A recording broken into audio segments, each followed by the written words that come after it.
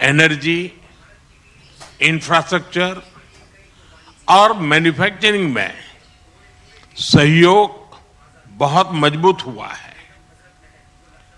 Digital economy, biotech और IT में आपसी इन्वेस्टमेंट बढ़ा है। टूरिज्म और पीपल टू पीपल टाइज भी गहरे हुए हैं।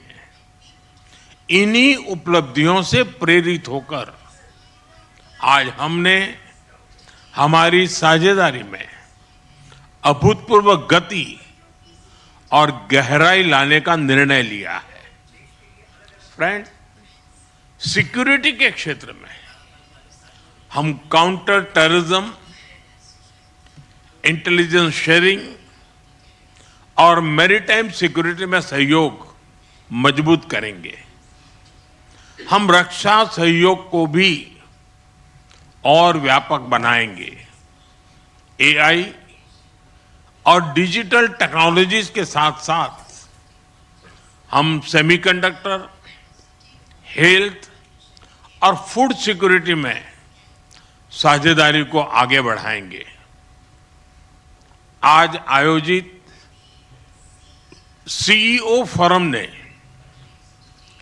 ट्रेड और इन्वेस्टमेंट के नए अवसर खोले हैं। हम स्ट्रेटेजिक ट्रस्ट से इकोनॉमिक ट्रांसफॉर्मेशन का रास्ता बनाएंगे। फ्रेंड्स, कल मुझे मलेशिया के भारतीय प्रवासियों से मिलने का मौका मिला। अपनी उपस्थिति से मेरे मित्र प्राइम मिनिस्टर अनवर इब्राहिम ने भी इस सम्मेलन का गौरव बढ़ाया। 30 लाख प्रवासियों का यह लिविंग ब्रिज हमारी बहुत बड़ी शक्ति है। उनके वेलफेयर के लिए उठाए गए कदम हमारे रिश्तों को मानवीय आधार देते हैं। मलेशिया में भारत के वर्कर्स के संरक्षण के लिए सोशल सिक्योरिटी एग्रीमेंट, टूरिज्म के लिए ग्रेटिस ई वीजा और डिजिटल इंटरफेस यूपीआई का मलेशिया में लागू होना, ये सभी कदम दोनों देशों के नागरिकों के जीवन को सरल बनाएंगे। क्योंकि कोई भी पार्टनरशिप तभी ताकत से सफल होती है जब लाभ सीधे लोगों तक पहुंचे। फ्रेंड, भारत और मलेशिया को तमिल भाषा के प्रति साझा प्रेम भी जोड़ता है। मलेशिया में तमिल की मजबूत और जीवंत उपस्थिति शिक्षा, मीडिया और सांस्कृतिक जीवन में दिखाई देती है।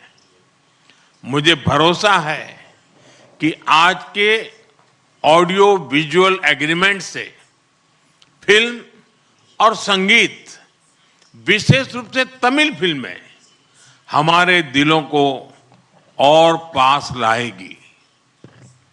हम अपने युवाओं के बीच यूनिवर्सिटी एक्सचेंज, स्टार्टअप कनेक्ट और स्किल डेवलपमेंट के अवसर भी बढ़ा रहे हैं।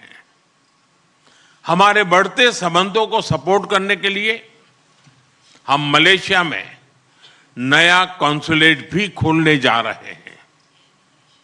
फ्रेंड्स, इंडो पैसिफिक क्षेत्र के विश्व की ग्रोथ इंजन के रूप में ये उभर रहा है। हम आसियान के साथ पूरे इंडो पैसिफिक क्षेत्र में विकास, शांति और स्थिरता के लिए प्रतिबद्ध है। भारत आसियान सेंट्रलिटी को प्राथमिकता देता है। मलेशिया की सफल आसियान अध्यक्षता के लिए मैं एक बार फिर आपको बहुत बहुत बधाई देता हूं। मलेशिया जैसे मित्र देशों के सहयोग से भारत आसियान के साथ अपने संबंधों को व्यापक बनाएगा। हम इस बात पर सहमत है कि आसियान भारत व्यापार समझौते आर्टिका की समीक्षा शीघ्र ही पूरी हो जानी चाहिए। फ्रेंड्स, आज हमने क्षेत्रीय और वैश्विक मुद्दों पर भी सार्थक चर्चा की। वैश्विक अस्थिरता के इस माहौल में भारत और मलेशिया की बढ़ती मित्रता दोनों देशों के लिए अत्यंत महत्वपूर्ण है। हमारा साझा मत है कि आज के चैलेंजेस का समाधान करने के लिए ग्लोबल इंस्टीट्यूशंस का रिफॉर्म बहुत जरूरी है। हम शांति के सभी प्रयासों का समर्थन करते रहेंगे और आतंकवाद पर हमारा संदेश स्पष्ट है। No double standards, no compromise. Excellency, Bharat Malaysia संबंधों के प्रति आपकी प्रतिबद्धता का हम सराहना करते हैं। आइए हम साथ मिलकर प्रॉस्परस मलेशिया का आपका सपना और विकसित भारत के हमारे संकल्प को साकार करें। एक बार फिर आपकी मित्रता, आपके गर्मजोशी भरे स्वागत और आतिथ्य के लिए बहुत बहुत धन्यवाद। हम आपको भारत में स्वागत करने के लिए उत्सुक है। बहुत बहुत धन्यवाद। जुम्पा लागी। Thank you. तो भारत और मलेशिया के संबंध पुराने हैं, ऐसा प्रधानमंत्री नरेंद्र मोदी ने कहा है और साथ ही भी कहा कि भारत मलेशिया के बीच सहयोग बढ़ा है। भारत मलेशिया के बीच सहयोग न सिर्फ बढ़ा है बल्कि और मजबूत हुआ है। मलेशिया से संबंध नई ऊंचाइयों पर हैं, प्रधानमंत्री नरेंद्र मोदी ने ऐसा कहा। दरअसल भारत मलेशिया की साझेदारी काफी ऐतिहासिक है, ये भी उन्होंने बताया। भारत मलेशिया के संबंध काफी पुराने हैं। आपको बता दें कि प्रधानमंत्री नरेंद्र मोदी 7 और 8 फरवरी यानी आज 8 फरवरी है तो मलेशिया के कुआलालंपुर में है और ये दौरा दो देशों के बीच कॉम्प्रिहेंसिव जो इसको कहते हैं ना कि व्यापक रणनीतिक साझेदारी को और ज्यादा मजबूत करेगा। मलेशिया के प्रधानमंत्री अनवर इब्राहिम सेरी अनवर इब्राहिम के इन्विटेशन पर ये दौरे पर गए हैं प्रधानमंत्री नरेंद्र मोदी और ये नरेंद्र मोदी का मलेशिया का तीसरा दौरा है ऐसा माना जा रहा है। एक बार याद होगा कि जब 2015 में नरेंद्र मोदी गए थे, उसके बाद फिर एक बार और वो गए थे। ये तीसरा दौरा है जब प्रधानमंत्री नरेंद्र मोदी मलेशिया में है।